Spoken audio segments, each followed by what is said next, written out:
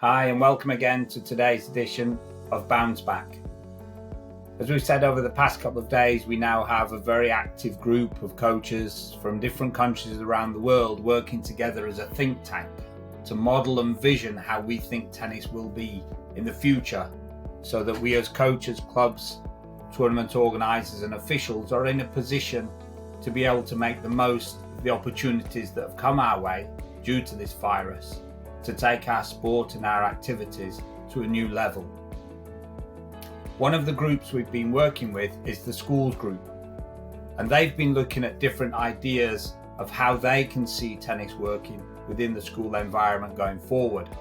And one of the first things they came up with was the unique opportunity that tennis will have to come back into schools before other sports, because it is non-contact, because we have the physical barrier of the net, and because we can manage and organise people, keeping them safe and at the same time being able to enjoy the activities, unlike most other sports. And that then led them to 4 things to consider further. One is to start making the approaches to schools as soon as we can. We know some schools are still open, although there are very few people attending, but the teachers and the head teachers are still in place. So now maybe there's time to start filling in those gaps and contacting those people to see if we can get tennis back into those schools. And the key is going to be convincing schools that we are a safe sport and that we are able to maintain those rules and regulations to keep the safety of the children and as well yourselves. It's also an opportunity to make sure you're talking to the right people within the school. If it's a secondary school, it could be the head of PE or head of year. A primary or junior school could be a nominated teacher or a deputy head, or maybe even the head. Find out who the person is that you actually need to talk to that can make these decisions. These are the people that you're going to have to influence to make sure they take tennis on board again. They also identified the dead time in the morning when the parents arrive with the children at the school and wait for the school gates to open or wait for the doors of the schools to open. That 15 to 20 minute dead time is very problematic for schools at the best of times, and going forward will be even more difficult now to manage that social distancing time. So one of the ideas is maybe to set up stations around the playground where the parents can come with their children, take part in different tennis activities, at the same time maintaining the social distancing, keeping the school and the people safe, but introducing everybody to a tennis activity. Maybe that's something we could be looking at.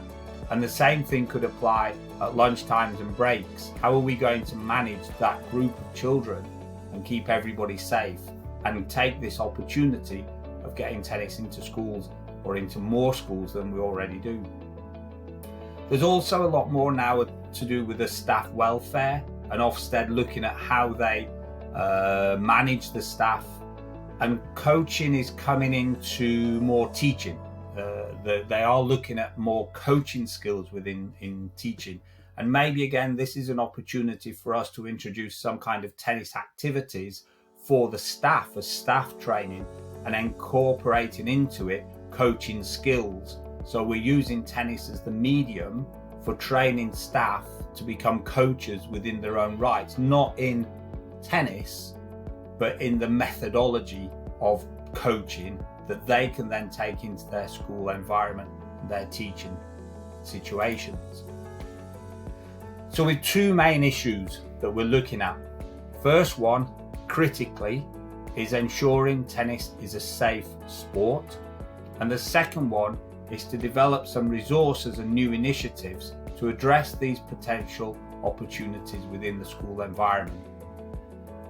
We are working at the moment, a group specifically working on developing a nationally agreed tennis in school protocol for coaches and for a new code of conduct. So we're looking at making sure we have some very clear guidelines as to what is safe for you as the coach, what is safe for the children and the school, and then having that as a new code of conduct that we're going to ask coaches to sign up to. trying to make sure we all stay safe, but we can get back playing as soon as we're able to do so. And the group is working on that specifically at the moment. And one of the other things they're working on is creating new programs. So how does this preschool 15-20 minute activity look? How is that going to play out? What kind of games and activities are we going to be able to play in the school where we have to maintain social distancing? So a new range of games and drills are being worked on at this moment in time.